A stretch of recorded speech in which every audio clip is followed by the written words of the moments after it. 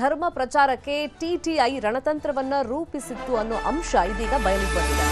ಬಡವರು ತುಳಿತಕ್ಕೆ ಒಳಗಾದವರನ್ನ ಇವರು ಟಾರ್ಗೆಟ್ ಮಾಡೋದು, ಅವ್ರ ಭಾಷೆಯಲ್ಲೇ ಮಾತನಾಡೋರನ್ನ ಬಳಕೆ ಮಾಡ್ಕೊಳ್ಳೋದು, ಬಡ ಸ್ಥಳೀಯ ವ್ಯಕ್ತಿಗಳ ವಿವರವನ್ನು ಸಂಗ್ರಹ ಮಾಡಿ ಅಂಥವರಿಗೆ ಶೈಕ್ಷಣಿಕವಾಗಿ ನಾವು ಸಹಾಯ ಮಾಡ್ತೀವಿ ಅಂತ ಬರೋದು, ಶೈಕ್ಷಣಿಕ ಸಂಸ್ಥೆಗಳ ಮೂಲಕನೇ ಸಹಾಯ ಮಾಡಿಸೋದು, ಈ ಸಹಾಯದ ನೆಪದಲ್ಲಿ ಅವರನ್ನೇ ಬಳಕೆ ಮಾಡಿಕೊಂಡು ಧರ್ಮ ಪ್ರಚಾರ ಮಾಡೋದು, ಮತ್ತೆ ನಕ್ಸಲಿಸಂನಂತಹ ಕೃತ್ಯಗಳಲ್ಲಿ ಬಳಕೆ ಮಾಡ್ತಿರುವಂತಹ ಆರೋಪ ಕೇಳಿಬಂದಿದೆ. ಮತ್ತೆ ಗುಪ್ತಚರ ಸಂಸ್ಥೆಗಳನ್ನು ಕಣ್ತಪ್ಪಿಸೋದಕ್ಕೆ ಶೈಕ್ಷಣಿಕ ಸಂಸ್ಥೆಗಳನ್ನ ಇಲ್ಲಿ ಬಳಕೆ ಮಾಡಿಕೊಳ್ಳಲಾಗ್ತಿತ್ತು ಅಂತ ಹೇಳಿ ಎಕ್ಸ್ಕ್ಲೂಸಿವ್ ಮಾಹಿತಿ, ಸ್ಫೋಟಕವಾದಂತಹ ದಾಖಲೆಗಳು ನ್ಯೂಸ್ 18ಗೆ ಲಭ್ಯವಾಗಿದೆ.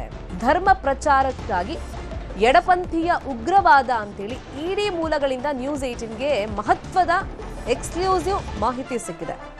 ಬೆಂಗಳೂರಿನ ಶಿಕ್ಷಣ ಸಂಸ್ಥೆಗೆ ಟಿಟಿಐ ಪತ್ರ ಬರೆದಿದೆ. ಅಂದ್ರೆ ಟಿಟಿಐ ಅಂದ್ರೆ ದಿ ತಿಮೋತಿ ಇನಿಷಿಯೇಟಿವ್ ಪತ್ರವನ್ನು ಬರೆದಿರೋದು. ಟಿಟಿಐನ ನಿರ್ದೇಶಕ ಪ್ರವೀಣ್ ಕ್ರಿಸ್ಟೋಫರ್ ಪತ್ರ ಬರೆದಿರೋದು ಲಭ್ಯವಾಗಿದೆ. ಆಶಫ್ ಪರ್ಮಾರ್ ಎಂಬಾತನ ಶೈಕ್ಷಣಿಕ ವೆಚ್ಚವನ್ನ ಸಂಪೂರ್ಣವಾಗಿ ಈ ಆರ್ಥಿಕ ವೆಚ್ಚವನ್ನ, ಸ್ಕೂಲ್ ಫೀಸ್ ಅನ್ನ ಭರಿಸುವಂತೆ ವಿನಂತಿಯನ್ನ ಮಾಡಲಾಗಿದೆ. ಬೆಂಗಳೂರಿನ SAIACSಗೆ ಪ್ರವೀಣ್ ಪತ್ರವನ್ನು ಬರೆದಿದ್ದಾರೆ.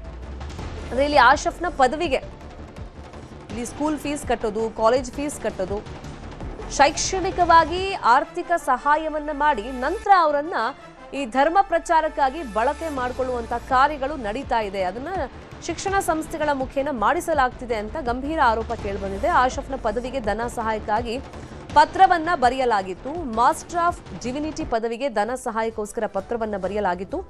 South Asia Institute of Advanced Christian ಸ್ಟಡೀಸ್ನಲ್ಲಿ ಪದವಿಗೋಸ್ಕರ ಅಂದ್ರೆ ಆತನ ಫೀಸ್ ಅನ್ನ ಭರಿಸುವಂತೆ ಇಲ್ಲಿ ಮನವಿ ಮುಖೇನ ತಿಳಿಸಲಾಗಿತ್ತು. ಇಲ್ಲಿ ಬಡವರು ತುಳಿತಕ್ಕೆ ಒಳಗಾದವರನ್ನ ಅಂದ್ರೆ ಅವ್ರು ಯಾವ ಭಾಷೆಯಲ್ಲಿ ಮಾತಾಡ್ತಾರೆ ಅಂಥವ್ರನ್ನ ಬಳಕೆ ಮಾಡಿಕೊಂಡು ನಿಮ್ಮ ಮಕ್ಕಳು ಸ್ಕೂಲ್ ಫೀಸು, ಕಾಲೇಜ್ ಫೀಸು ಅಂದ್ರೆ ಅವರು ಓದೋ ತನಕನೂ ನಾವು ಫ್ರೀ ಆಗಿ ಅವ್ರನ್ನ ಓದಿಸ್ತೀವಿ ಅಂತೇಳಿ ಒಂದು ಭರವಸೆ ಕೊಡೋದು. ಅಂಥ ಸಂದರ್ಭದಲ್ಲಿ ಆರ್ಥಿಕವಾಗಿ ಸ್ವಲ್ಪ ಕುಗ್ಗಿರೋರಿಗೆ, ಬಡತನದಲ್ಲಿ ಇರೋರಿಗೆ ತಮ್ಮ ಮಕ್ಕಳನ್ನ ಚೆನ್ನಾಗಿ ಓದಿಸ್ತಾರೆ ಅಂತ ಅಂದಾಗ ಸಹಜವಾಗಿ ಒಂದು ಆಸೆ ಹುಟ್ಟುತ್ತೆ.